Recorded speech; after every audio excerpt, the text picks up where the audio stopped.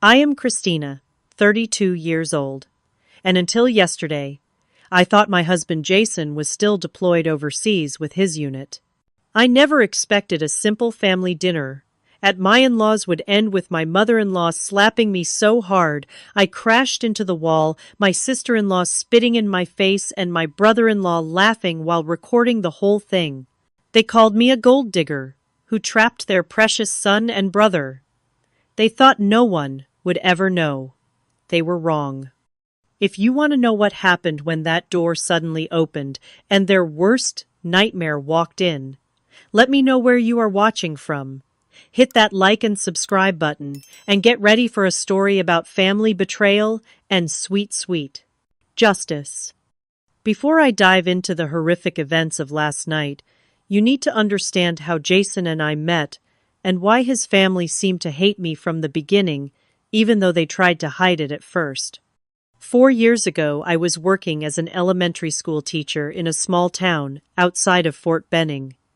I loved my job teaching third graders, and while the pay was modest, it was fulfilling work that made me happy. One weekend in June, my friend Olivia invited me to a barbecue at her place. I almost declined because I had papers to grade, but something told me to go. That something turned out to be fate. Jason was there visiting Olivia's husband who served with him. He was tall, confident, but not arrogant, with kind eyes that crinkled when he smiled. When our eyes met across the yard, it was like one of those moments from a movie that you never believe happens in real life. He walked over with 2 drinks, handed me one, and said I was getting this for someone else, but suddenly I cannot remember who. His smile was so genuine that I laughed, and we ended up talking for hours. Our romance was a whirlwind. Jason was an army captain decorated for bravery during his previous tour, respected by his men, and dedicated to his country. We connected on every level, from our shared love of old black and white movies to our dreams of eventually settling down on a small farm somewhere quiet. After 3 months of dating, he introduced me to his family. The first meeting seemed to go well on the surface. His father, General Robert Williams, retired from the Army after 30 years of distinguished service, was polite but reserved. His mother, Barbara, came from old money and had that particular way of smiling that never quite reached her eyes. His sister, Vanessa, 2 years younger than Jason, hugged me a bit too stiffly, while his brother, Eric, the youngest at 25, barely looked up from his phone. They just need time to warm up, Jason assured me afterward. They are protective of me after what happened with my ex. He did not elaborate, and I did not push. I should have. When Jason proposed 6 months later, I was over the moon. We planned a small wedding, but his parents insisted on something grander. A Williams does not get married in a backyard, Barbara had said, with a tight smile. The wedding was at their country club with over 300 guests, most of whom I had never met. It was beautiful but overwhelming. During the reception, I overheard Barbara telling a friend, "She seems sweet, but I worry she is not built for military life. Teachers rarely are, and her family background is so modest." The words stung, but I brushed them off as wedding day stress.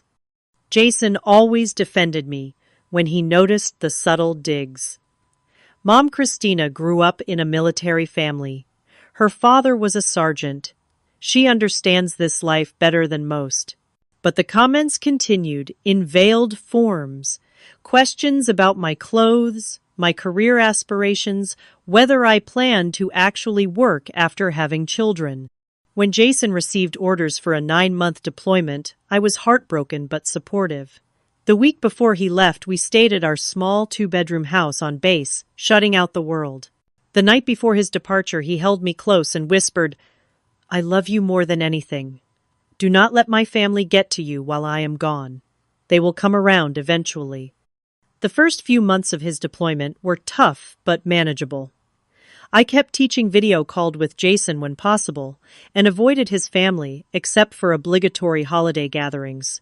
Then last week, Barbara called, her voice warmer than I had ever heard it. Christina, darling, we have not seen you in ages. We miss you, and we miss Jason. Would you come for dinner on Friday? Just family. I am making Jason's favorite pot roast. The invitation surprised me, but I felt hopeful. Maybe this was the turning point, an olive branch extended in Jason's absence. I accepted and spent the next few days picking out the perfect gift for them.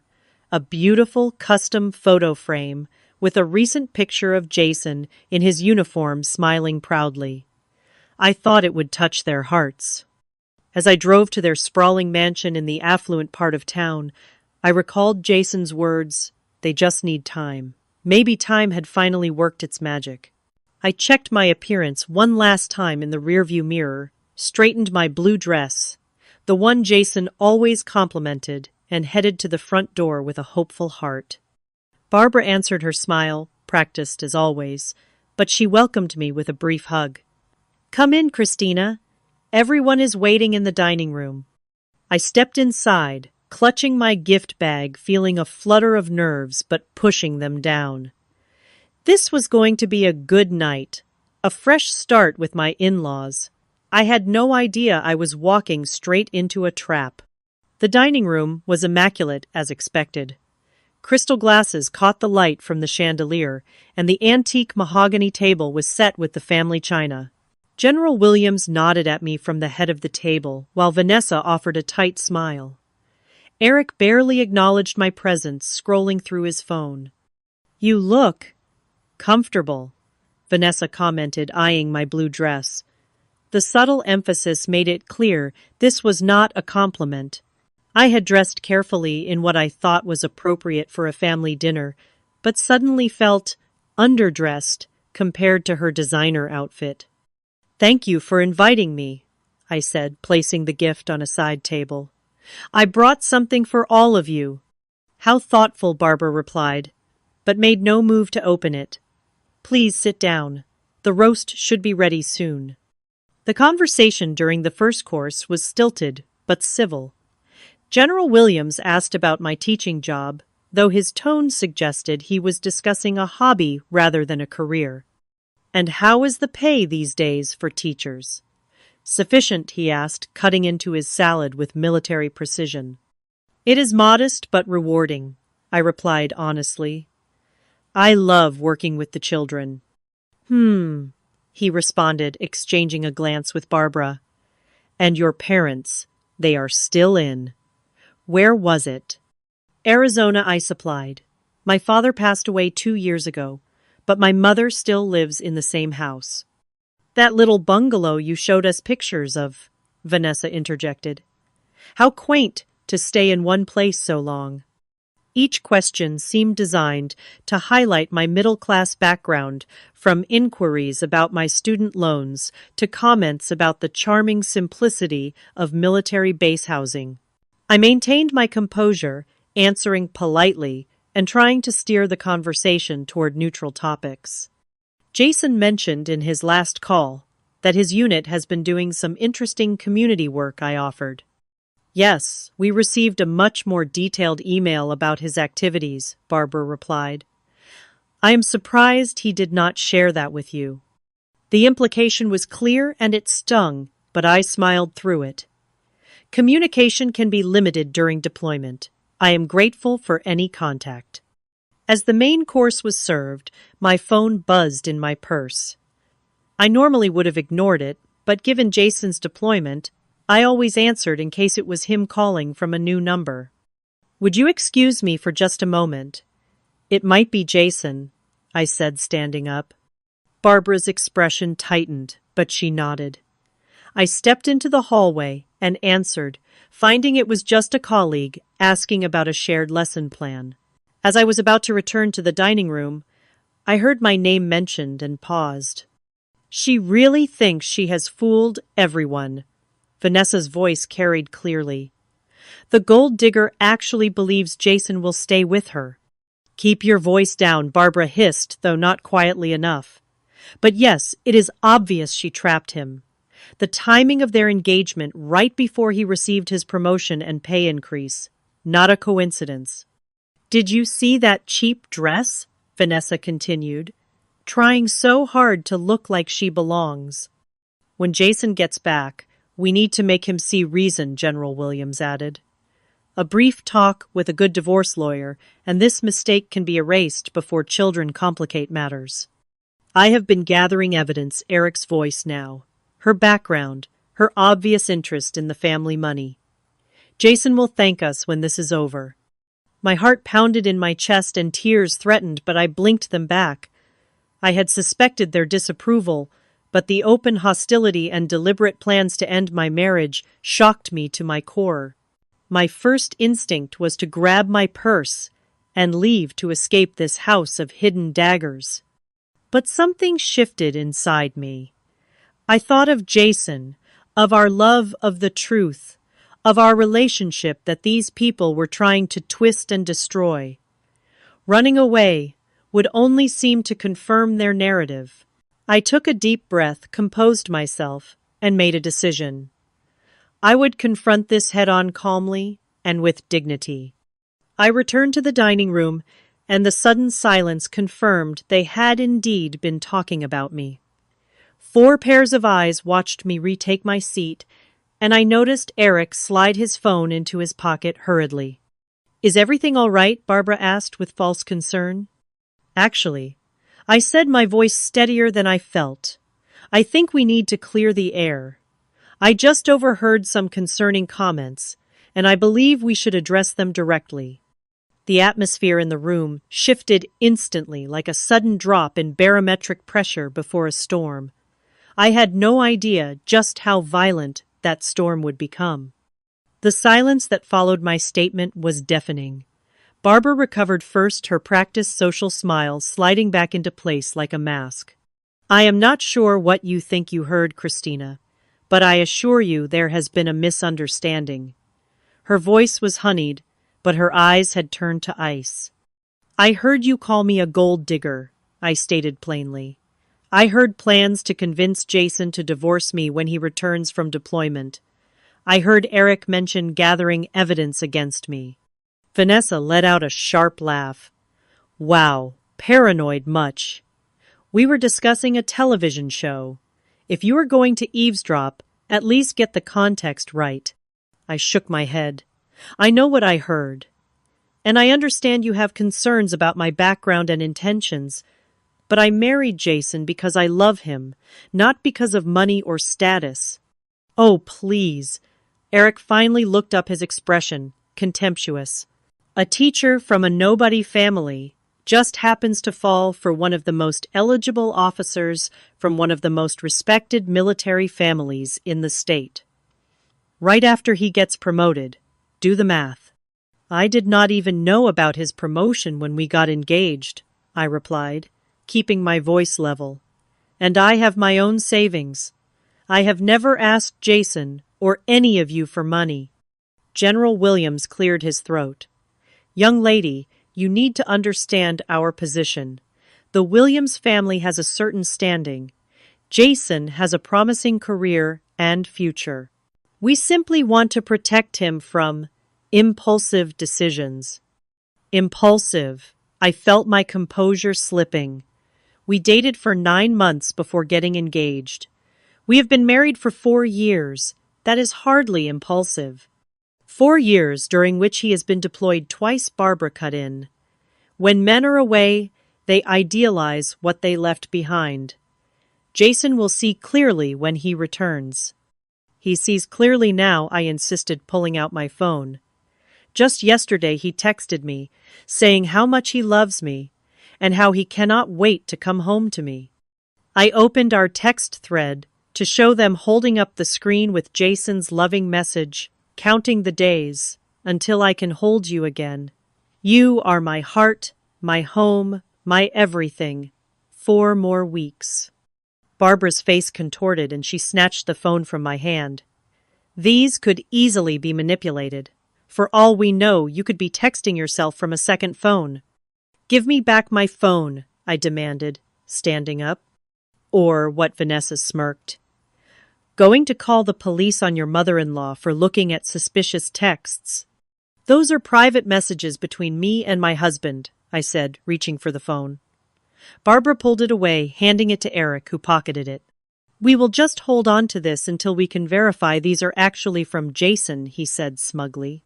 "This is ridiculous," I said, my heart pounding. "You have no right to take my property or accuse me of lying. We have every right to protect our son." And Brother Barbara stood up now too, her considerable height allowing her to look down at me. "You wormed your way into his life, into our family, but you do not belong here. I am his wife," I said firmly, though my voice threatened to break, "whether you accept that or not." "A temporary situation," General Williams stated coldly, "one that will be remedied." They were closing ranks, and I suddenly felt physically trapped as Vanessa moved to stand beside her mother, both of them between me and the door. Eric remained seated but watched with undisguised amusement, as if enjoying a show put on for his benefit. "I think I should leave," I said, trying to maintain some dignity. "Please return my phone. After you listen to what we have to say." Barbara stepped closer, invading my personal space. Her perfume was cloying, suffocating. "We know about your father's gambling debts. We know about your student loans. We know you were practically living paycheck to paycheck before meeting Jason." I gasped. "They had been investigating me. That is all true, and Jason knows all of it. My father struggled with addiction. Before he died, I worked hard to put myself through college, and I have never hidden any of that. It has nothing to do with why I married Jason." "Stop the innocent act," Vanessa spat. "Women like you are all the same.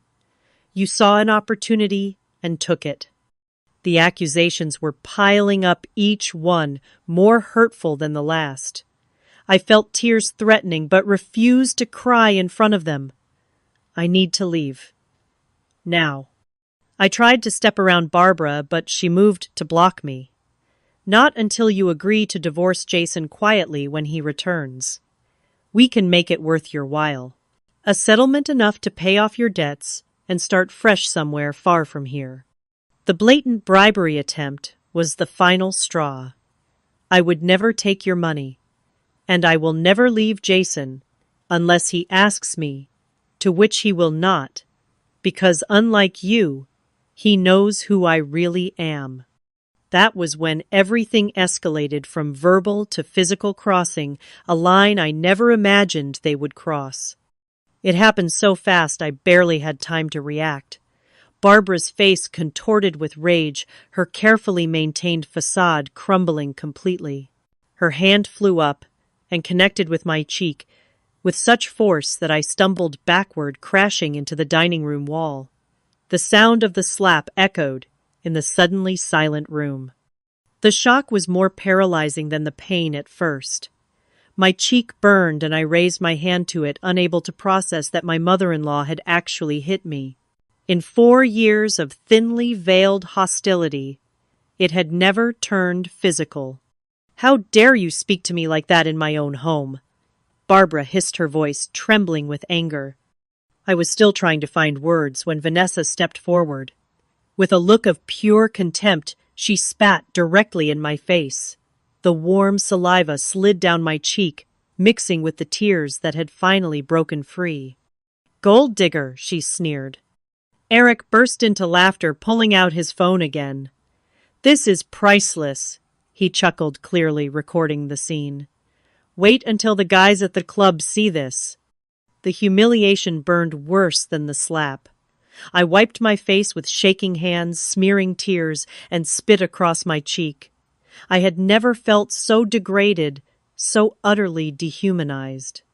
"You are nothing," Barbara continued, her voice low and venomous. "A nobody who thought she could elevate herself by catching a Williams man. Let me make this perfectly clear, Christina. You will never be good enough for my son. Never." General Williams remained seated, watching the scene unfold without intervening. His silence was a tacit approval that cut almost as deeply as the physical assault. Jason will be disgusted when he finds out who you really are, Vanessa added. We have friends who have seen you around town while he is deployed. Friendly with other men, are we? That is a lie, I managed to say through my tears. I have never been unfaithful to Jason. Your word against ours, Eric? Taunted, still filming. And who do you think he will believe? The family who has supported him his entire life, or the gold digger who mysteriously appears right before his promotion? I pushed myself away from the wall, summoning whatever dignity I had left. I am leaving now. Keep the phone if you want, but Jason knows the truth. As I tried to move toward the door, Barbara stepped in front of me again. We are not finished. Yes, we are, I said, my voice stronger than I felt. I will not stay here to be abused. Abused, Barbara laughed coldly. Always the victim. This is nothing compared to what will happen if you try to fight us on the divorce. We have resources you cannot imagine, connections in places that would make your simple little teacher life very difficult. The threats were becoming more explicit, and a thread of fear wound through my anger and humiliation. These people were powerful and clearly willing to cross lines I never thought possible. I need to get my purse and leave, I said, trying to sound calm while my heart raced. After you agree to our terms, Barbara insisted. A quick, quiet divorce. A reasonable settlement in exchange for your silence about the family. A clean break. No, I stood my ground, though my legs felt weak. I will not be bullied or bribed. Vanessa moved closer, her perfume mingling with Barbara's in a suffocating cloud. You stupid, stubborn bitch. Do you really think you can win against us? This is not a competition, I said. I love Jason. That is all that matters to me. Love, Eric mocked, still recording. So touching. Tell us more about this great love story while I get your good side. I lunged for his phone, desperate to stop the recording, but General Williams finally stood moving with surprising speed to block me. That is enough, he said, but he was addressing me, not his children. You will leave this house, but not before you understand your position. We will be speaking to Jason, as soon as possible, about everything that has transpired in his absence, including your emotional instability. You mean the emotional instability of being slapped and spat on by my husband's family? I asked incredulously.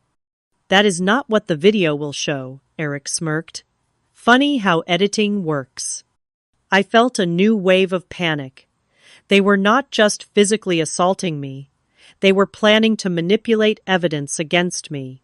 This was calculated cruelty. Through my tears, I heard the front door open, but in the intensity of the moment, no one else seemed to notice or care. Heavy footsteps sounded in the hallway, drawing closer to the dining room. You will regret the day you ever met my son, Barbara was saying. Her finger pointed in my face. By the time we are finished, Jason will not even remember why he married you.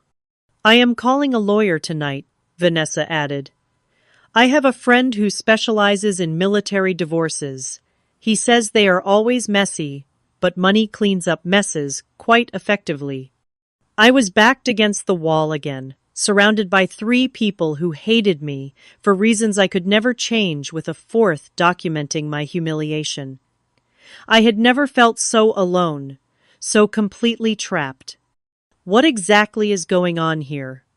The new voice cut through the room like a blade of ice, deep, authoritative, and terrifyingly familiar. Everyone froze.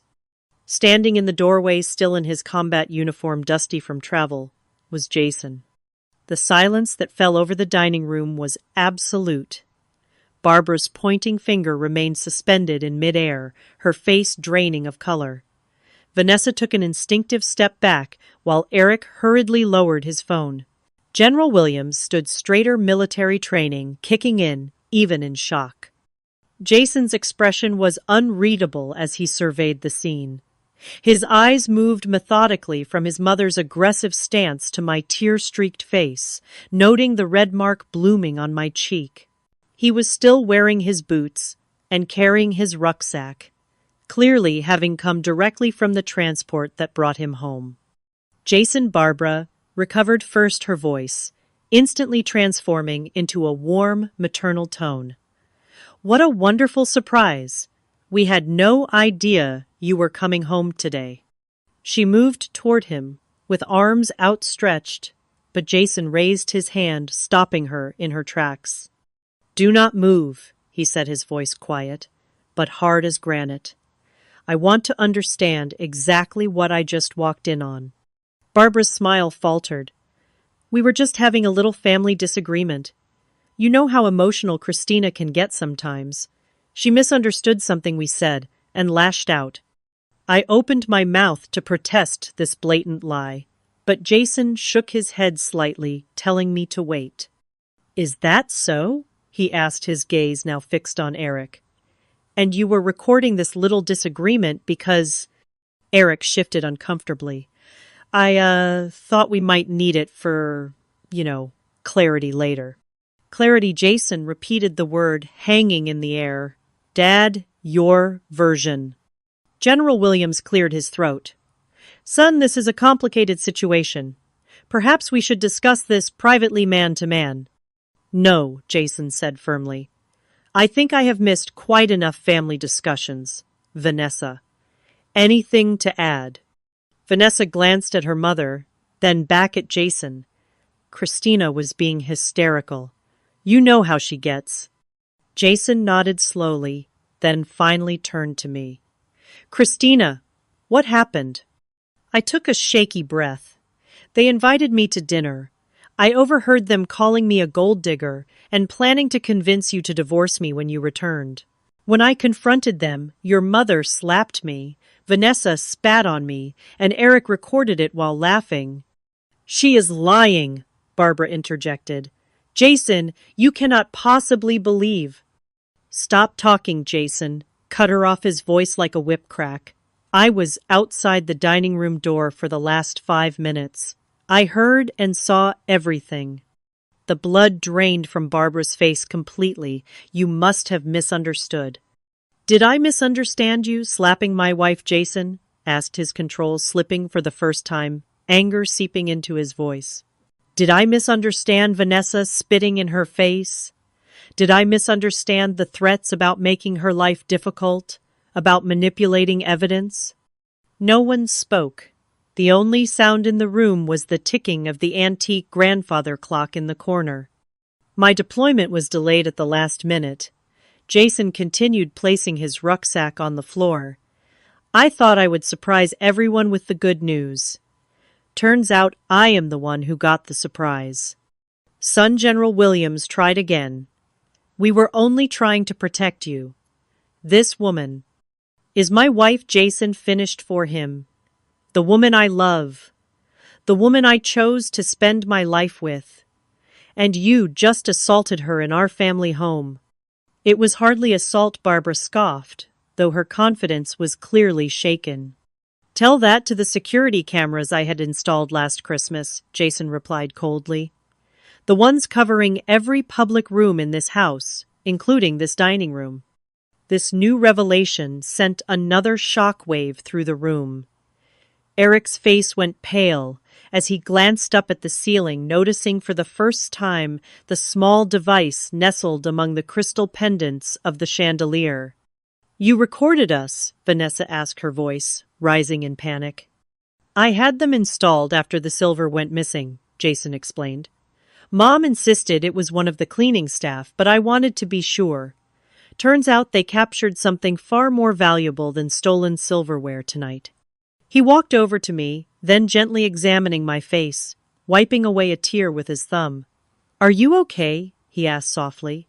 I nodded, unable to speak through the knot of emotion in my throat. "Where is your phone?" he asked. "Eric took it," I managed to say. Jason turned to his brother, hand extended. "Give it to me. Now." Eric pulled my phone from his pocket and reluctantly handed it over. "Your car keys are in your purse," Jason asked me, and I nodded again. "Where is your purse?" "In the hallway," I whispered. "We are leaving," Jason announced, keeping his arm around me protectively. "But before we go, let me make something absolutely clear to all of you." He faced his family, his expression harder than I had ever seen it. "Christina is my wife. She is my family now, my priority, my heart. What you did tonight crossed every line of decency and respect. I have never been so ashamed to carry the Williams name as I am right now." "Jason, please," Barbara began, tears now forming in her eyes. "We only wanted what is best for you." "No," he cut her off. "You wanted what you thought was best for the family image. You never bothered to know Christina, to see what I see in her, to understand why I love her." He turned to his father. "You taught me that character is revealed in crisis, Dad. Tonight has been very revealing indeed." General Williams had no response, his military bearing failing him for perhaps the first time in his life. "We are going home," Jason continued. "And then I am going to review the security footage, file a police report for assault, and contact my lawyer. What happens next will depend largely on how you choose to proceed from here." "You would choose her over your own family?" Vanessa asked incredulously. Jason looked at her sadly. "I am not the one who created that choice. You are. And yes, I choose her, every time."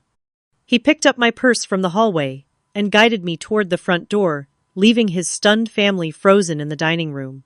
As we stepped out into the cool evening air, I felt the weight of the confrontation begin to lift, replaced by the overwhelming relief of having Jason by my side when I needed him most. The drive home was mostly silent. Jason kept one hand on the steering wheel and the other firmly holding mine, as if afraid I might disappear if he let go. I could see the muscle in his jaw working as he processed everything that had happened. "I am so sorry," he finally said, as we turned onto our street. "I had no idea they would. I never thought they could." "It is not your fault," I assured him, though my voice was still shaky. "You could not have known they would go that far." He pulled into our driveway and turned off the engine but made no move to get out of the car. I knew they could be difficult, elitist even, but physical violence, recording it, threatening you. He shook his head in disbelief. "There were signs over the years, comments they made, the way they treated my ex-girlfriend before you, but I dismissed it as overprotectiveness." "Your ex?" I asked, suddenly connecting dots. "What happened with her?" Jason sighed heavily. "Angela. She was from a similar background to yours, working class, putting herself through nursing school. They were cold to her, made her feel unwelcome, but it never got physical as far as I know. We broke up when I was deployed the first time. She said she could not handle the distance, but now I wonder if my family had something to do with it." We sat in silence for another moment before finally going inside. Our small house on base felt like a sanctuary after the nightmare at the Williams mansion. Jason placed his rucksack by the door and pulled me into a gentle embrace, careful of my still tender cheek. "I need you to know something," he said, looking into my eyes. "I have never doubted you, not for a second. I married you because you are the love of my life, not because of anything to do with family expectations or military tradition." I nodded, tears threatening again, but this time from relief. "I know. I never doubted that either." "Good," he said, kissing my forehead. "Now let us get some ice for your cheek, and you can tell me exactly what happened from the beginning." Over mugs of hot tea with an ice pack pressed to my face, I recounted the entire evening. Jason listened without interrupting, though his expression darkened several times, particularly when I described the physical confrontation and threats. "They will not get away with this," he said when I finished. "What they did was assault, plain and simple, and the blackmail threats the plan to manipulate evidence that crosses into criminal territory." "What are you going to do?" I asked, suddenly worried about escalating the situation. First thing tomorrow morning, I am going to download the security footage, he said. Then we are going to file a police report and get a temporary restraining order. After that, I will contact my commanding officer to explain the situation and then call our lawyer. Are you sure? They are still your family? I said, though part of me wanted justice for what they had done. Family does not treat family the way they treated you, Jason said firmly, and they need to understand there are consequences for their actions. The next morning, Jason was true to his word. He remotely accessed the security system and downloaded the footage, which clearly showed the entire confrontation, including Barbara slapping me and Vanessa spitting on me. The audio captured every threat, every lie, every moment of humiliation. At the police station, the officers were professional but clearly disturbed by the footage. A female officer gently photographed the bruise on my cheek, which had darkened overnight, while another took our statements. "You want to press charges, Captain Williams?" the desk sergeant asked, somewhat surprised given the prominent family involved. "Absolutely," Jason confirmed, without hesitation. "And we need information about obtaining a restraining order."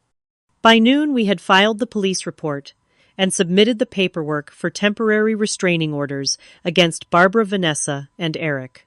General Williams had not physically assaulted me, but Jason included him in the order due to his complicity in the events.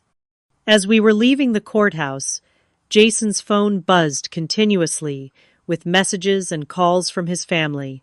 He ignored them all, except for a text from Eric that made him stop in his tracks. "What is it?" I asked, seeing his expression harden.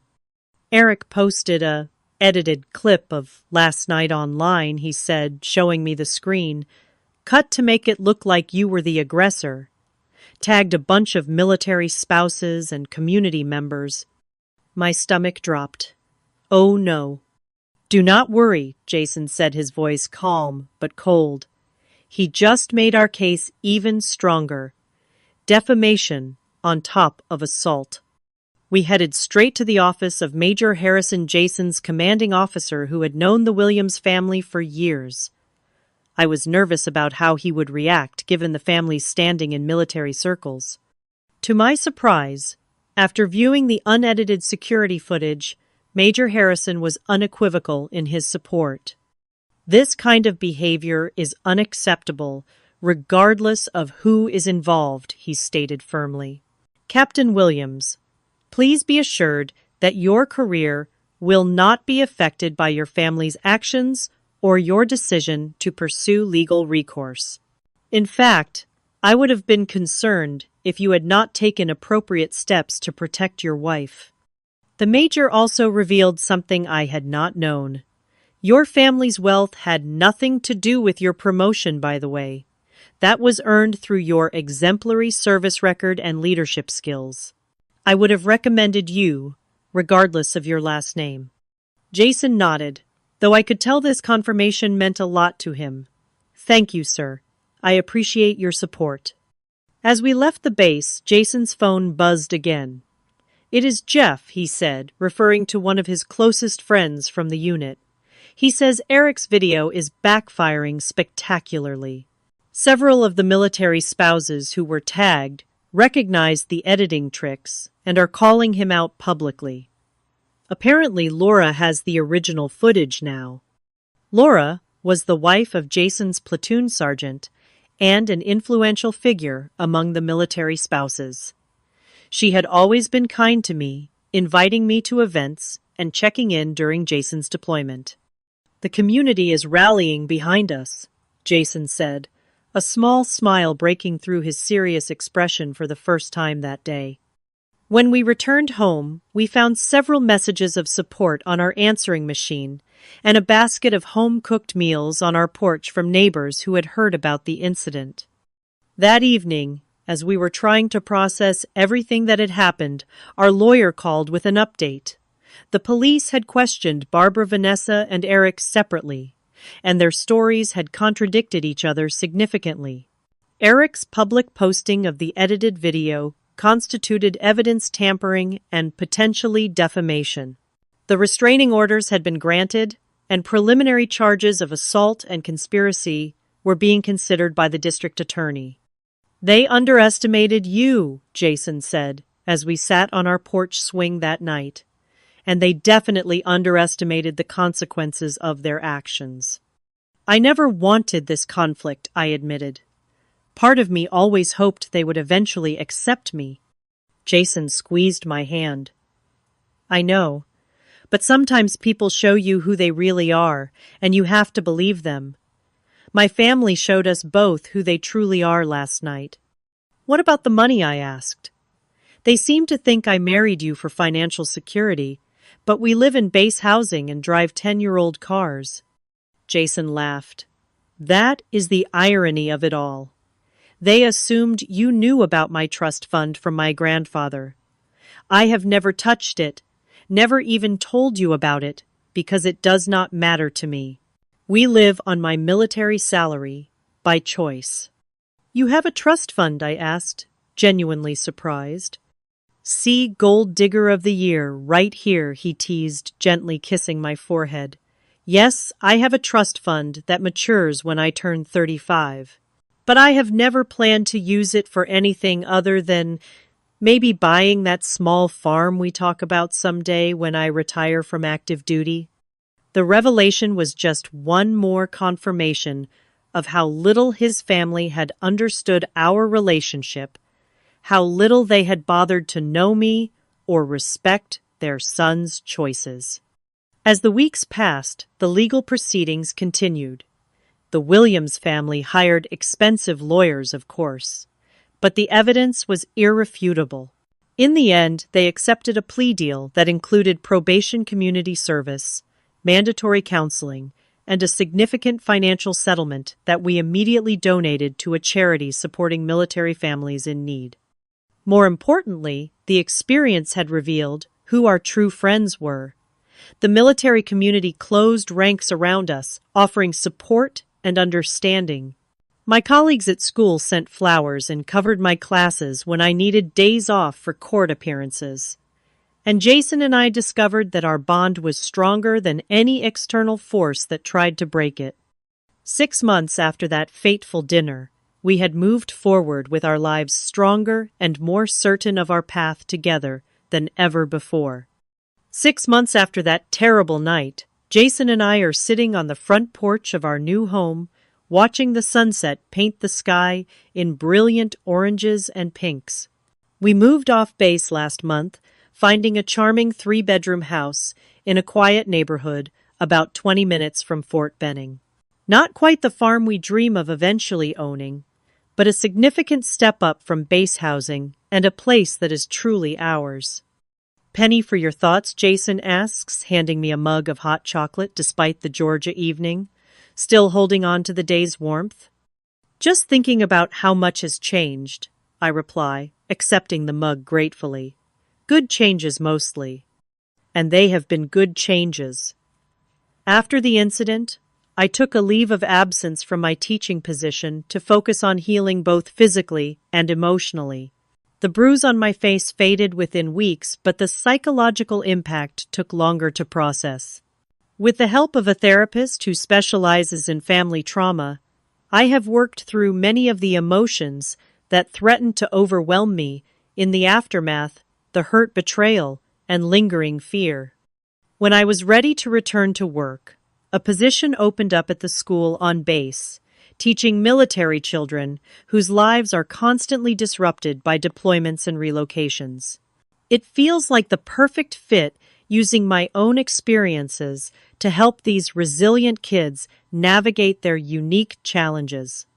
Jason has been my rock throughout this journey. He never once wavered in his support, attending every therapy session I asked him, to holding me through nightmares in the early weeks and ensuring I never had to face his family alone during the legal proceedings. "Have you read the email from your mother?" I ask, broaching the subject carefully. Jason sighs. "Yes. She wants to meet for coffee next week. Says she has been consistent with her therapy, and has things she wants to say to both of us. Barbara's mandatory therapy was part of her probation requirements, but according to her therapist's reports submitted to the court, she has gone beyond the minimum sessions, seemingly committed to understanding her controlling behavior and sense of entitlement. What do you think, I ask? Are you ready to see her? Jason considers this for a moment. I think I am. Not for her sake, but for mine. For ours. Carrying this anger around is exhausting. The path to reconciliation with the Williams family has been complicated and is far from complete. General Williams was the first to offer a genuine apology, his military discipline, perhaps making him more accustomed to acknowledging mistakes and accepting consequences. He has maintained a respectful distance, writing formal letters to both Jason and me that acknowledge his failure to intervene and his complicity in creating a hostile environment. Vanessa took longer to come around her initial apology, clearly forced and insincere. But 3 months into her community service at a women's shelter, something shifted. The director told us that working with women who had experienced domestic violence had opened her eyes to the impact of her own actions. Her most recent letter seemed to reflect a genuine change in perspective. Eric has been the most resistant to making amends. The exposure of his edited video and the subsequent damage to his reputation among his peers hit him hard. He lost an internship opportunity and faced significant social backlash. His court-mandated anger management classes continue, and Jason occasionally receives terse updates. But no real apology has been forthcoming. I never thought forgiveness would be such a complicated process, I admit, leaning against Jason's shoulder. Part of me still gets angry when I think about that night. But another part recognizes that holding on to that anger only hurts me. Forgiveness does not mean forgetting or allowing them back into our lives on the same terms, Jason reminds me. It means freeing ourselves from being controlled by what happened. This has become our mantra over the past months, a reminder that establishing boundaries is not the same as harboring resentment. We have created a careful structure for any contact with the Williams family, limited supervised interactions that protect our peace while allowing for the possibility of genuine change over time. One unexpected positive outcome from this painful chapter has been my involvement with a support group for military spouses. What began as seeking support for myself evolved into co-leading meetings, creating a safe space for others to share their challenges, including the often unspoken difficulties with in-laws and extended family dynamics in military marriages. Laura called today, I tell Jason. The group is expanding to a second meeting night because we have so many participants now. Jason smiles proudly. You have turned something painful into something helpful for others. That is who you are, Christina. That is one of the countless reasons I love you. I take his hand, still marveling sometimes at how solid our connection remains despite everything that tried to break it. I have news, I say, my heart fluttering with excitement and nervousness. Jason turns to look at me, eyebrows raised in question. I am pregnant. I say the words still new and wondrous on my lips, 8 weeks along. I confirmed it with the doctor yesterday. Jason's expression transforms, joy breaking across his features like sunrise. Really, we are having a baby. I nod, tears of happiness welling up. We are having a baby. He pulls me gently into his arms, mindful of my condition, even though I have assured him I am not fragile. This is amazing news. How are you feeling? Good, mostly. A little morning sickness, but nothing too bad. I hesitate before adding, I have been thinking about family a lot, obviously. About what kind of parents we want to be. What kind of extended family our child will have. Jason understands immediately what I am not saying. We get to define what family means for us and for our child. We will surround them with love and with people who demonstrate respect, kindness, and healthy boundaries. Do you think your parents, your family, should be part of our child's life? I ask the question that has been weighing on me. I think that depends entirely on their continued actions, not their words or promises, Jason says thoughtfully. If they can consistently show they have changed, if they can respect our boundaries and treat both of us with genuine respect, then yes, I would want our child to know their grandparents and aunt and uncle. But only if it is safe emotionally and physically. His measured response reassures me. We are on the same page as we have been throughout this journey, partners navigating difficult terrain together. As twilight deepens around us, I reflect on the lessons of the past 6 months. I have learned that standing up for yourself is not selfish, but necessary. That true love includes protection and advocacy. That family is defined by actions, not blood. And perhaps most importantly, that even in our darkest moments, we have the capacity to find strength we never knew we possessed. What does not break us makes us stronger, I murmur, quoting one of our therapist's favorite sayings. Jason kisses the top of my head. We were already strong. Now we are just unbreakable. As we sit in comfortable silence watching the first stars appear, I feel a deep sense of peace. The road ahead will have its challenges, as all roads do, but we will face them together, wiser for what we have already overcome. Have you ever stood up to family members who treated you unfairly? What gave you the strength to set boundaries with difficult in-laws? I would love to hear your stories in the comments below. And if this resonated with you, please like, subscribe, and share with someone who might need to hear that they are not alone in navigating complicated family dynamics. Thank you for listening to my story, and remember that you deserve respect in every relationship in your life.